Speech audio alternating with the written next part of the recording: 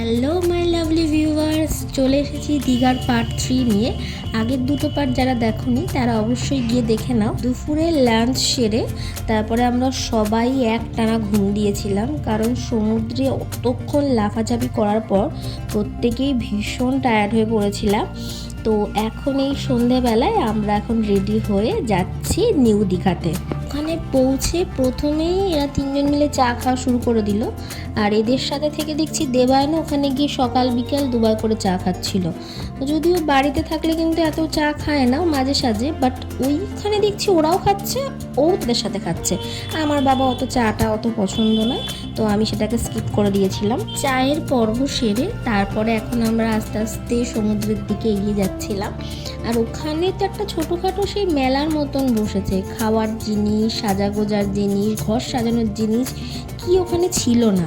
আর তারপরে দীঘার সমুদ্রের এই সুন্দর এই ডেকোরেশন, মানে আমার এত ভালো লাগছিল দেখে, মানে এত ওয়েল মেনটেন, এত সুন্দর পরিবেশ, আমার তো ভীষণ ভালো লাগছিল। সন্ধেবেলা যেহেতু সেরকম কিছুই খাওয়া হয়েছিল না, সেই জন্য ওখানে গিয়ে একটা ভেলপুরি নিয়ে নিয়েছিলাম। আর সত্যি বলতে এটা আমার ফার্স্ট ভেলপুরি। আমি দীঘায় গিয়ে প্রথম জীবনে ভেলপুরি টেস্ট করলাম। ওই পাপড়ি চাটের দোকানে দেখি ভেলপুরি থাকে, বাট কোনোদিনও খাওয়া হয়নি, তো ওখানে গিয়ে একটা নিলাম। ভালোই খেতে, ওই টাইপ অফ মুড়ি মাখার মতনই, কিন্তু মুড়ি মাখাতে তো ওই খেজুরের চাটনি বা গ্রিন যে চাটনি এগুলো ব্যবহার করা হয় না, তো এখানে দেখলাম সেই চাটনি দুটো ইউজ করলো।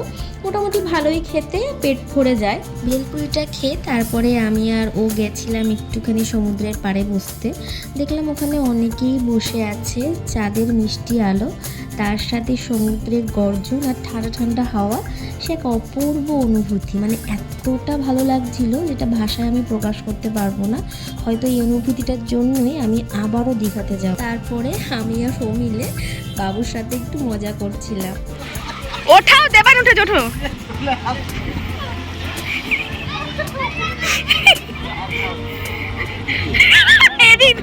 আমার এত হাসি পাচ্ছিল যে ভিডিওটা আর কন্টিনিউ করতে পারিনি। বাবুকে বললাম যে বাবু এই ঢোলটাকে দেবান একটু আগে বাজালো, খুব সুন্দর আওয়াজ হচ্ছে, তুমি বাজাও। তো বাবুও আগেকার দিনের মানুষ তো ভীষণ সরল, সত্যি সত্যি ওটা উঠে বাজাতে যাচ্ছে। তারপরে দেখে যে না, ওটা সিমেন্টের। সেই গর্ত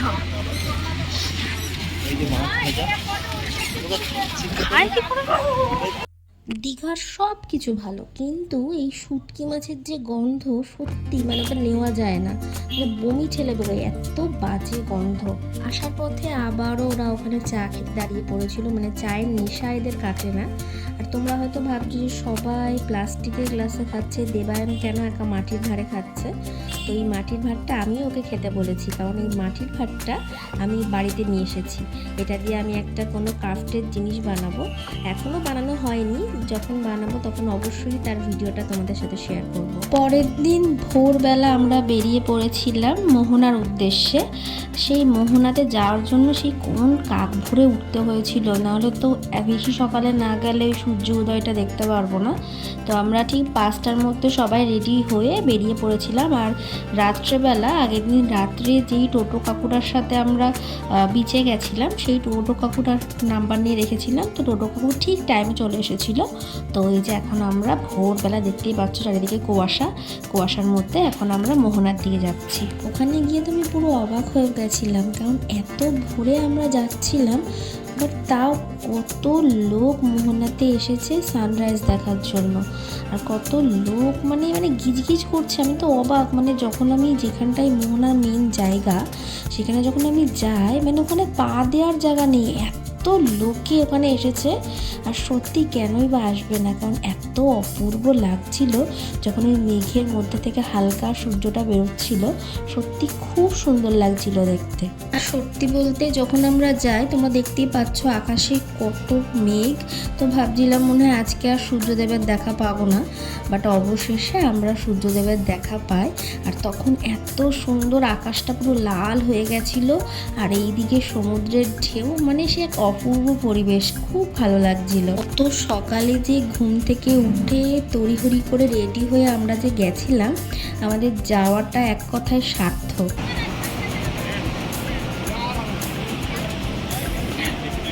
তো এই যে আমাদের সানরাইজ দেখা কমপ্লিট। আর ওই যে পেছনে দেখতে পাচ্ছ না, আমরা একদম ওই মাথায় গেছিলাম, বাট ওইখানে ফোন বার করে ভিডিও করার মতন সাহস বা ক্ষমতা কোনোটাই আমার ছিল না। কারণ ফোনটা যদি একবার জলে পড়ে যেত তাহলে সেই ফোনটা আমি তো আর খুঁজেই পেতাম না।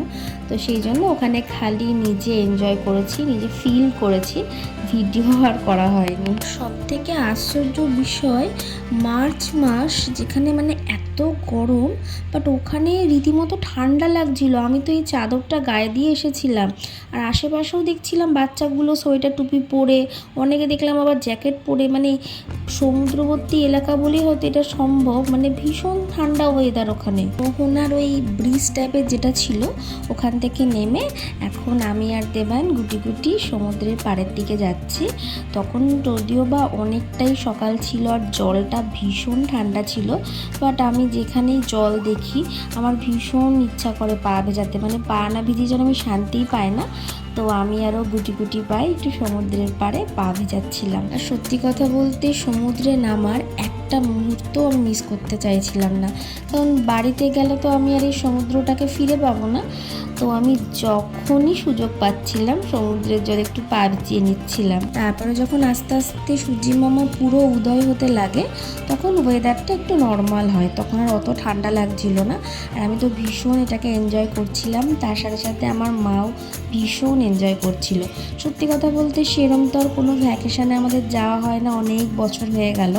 তো মা ভীষণ এনজয় করছিল, আর মাস্টার সাথে সবাই আমরা প্রত্যেকে ভীষণ এনজয় করছিলাম। মোহনার ওখান থেকে এখন আমরা মোহনার যে মাছ বাজারটা বসে তো সেখানে চলে এসেছি। আর সত্যি বলতে ওখানে এত দুর্গন্ধ, মানে বেশিক্ষণ ওখানে টেকার উপায় ছিল না, মানে এত শুটকি মাছের গন্ধ।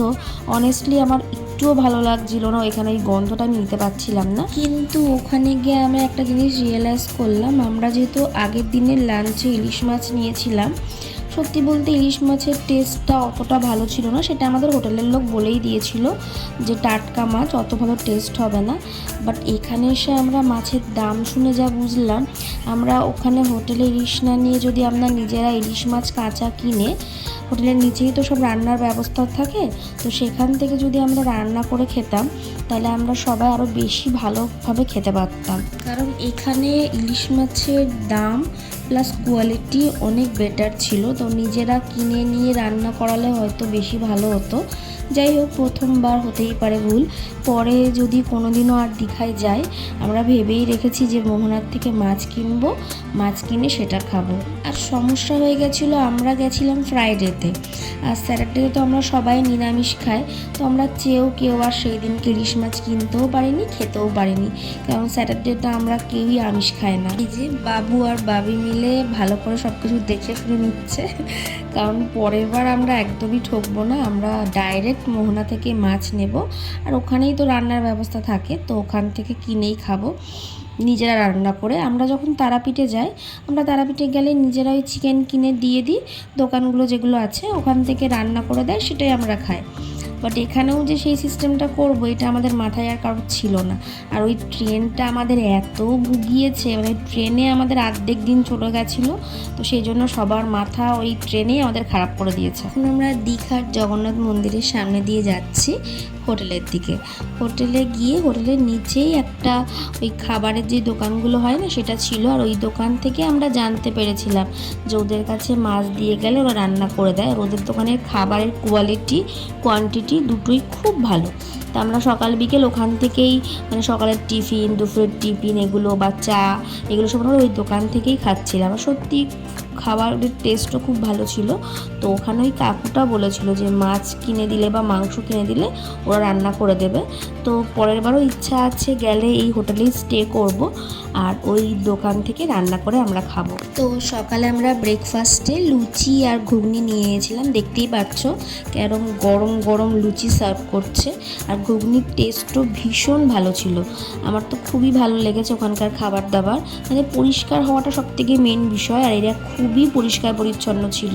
ব্রেকফাস্ট সেরে তারপরে আমরা হোটেলে গিয়ে একটু রেস্ট নিয়েছিলাম। আর যেহেতু ওরা সবাই চা খেয়েছিল, আমি এই জন্য একটা লাস্টে লিচি ড্রিঙ্ক নিয়েছিলাম। তো এই ভিডিওটা এইটুকুই। ভালো লাগলে একটা লাইক কমেন্ট শেয়ার করে দিও। নেক্সট পার্ট নিয়ে খুব তাড়াতাড়ি আসছি। Thanks for watching.